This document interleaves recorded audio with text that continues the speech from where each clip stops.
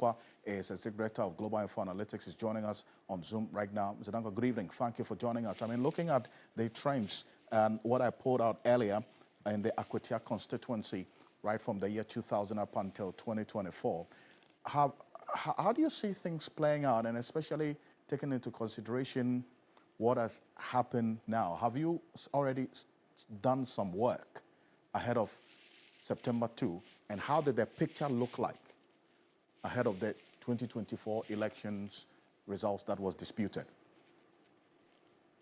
Right. In Akwatia constituency, we were expecting a too close race to call. So if you look at our MRP model we use in predicting the remaining constituencies, we had Akwatia classified as a toss-up, which means either party could have won it.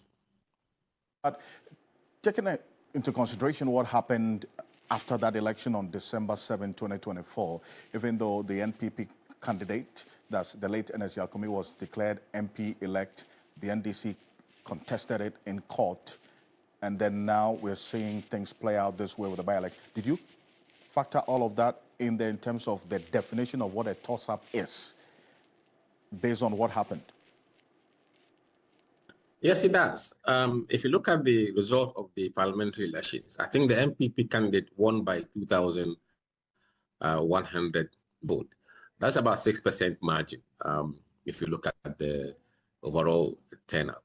And if you look at that and what we were saying, and it falls within that margin, any race that was less than 10% win for a particular candidate, we were classifying them as a toss-up because of the situation in the country.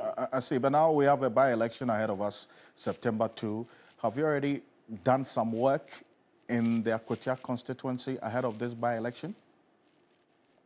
Yes, we've just done our first poll, which is yet to be published tomorrow morning, around 7, 8 o'clock.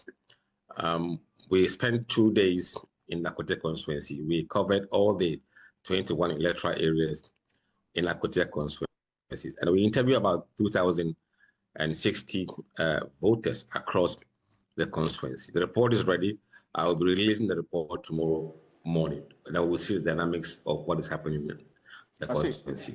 Interesting. We'll wait for tomorrow morning, but then again, you did this poll before the NDC candidate was elected, because he was declared winner just about 5:15 p.m.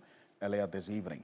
So even though we knew the NPP candidate earlier, and so that would have been factored into your poll, but now with the NDC having its candidate declared just about 5 hours ago, wouldn't that also impact on the outcome of the poll that you did prior to his election? We did a scenario kind of options that if NDC present Mr. A or Mr. Beidou, what will be the outcome? If NDC presents the incumbent or the former MP, Boachi Yadom, what would the race be?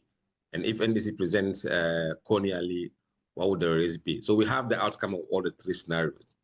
In fact, we even went ahead to do a scenario involving Amasei. If Amasei had been selected, what would have been the outcome of the election? So we have a lot of scenarios that we teased out, and we would monitor that polling numbers again towards the end of the month. Thank you very much, Mussa Dankwah. Appreciate you. Tomorrow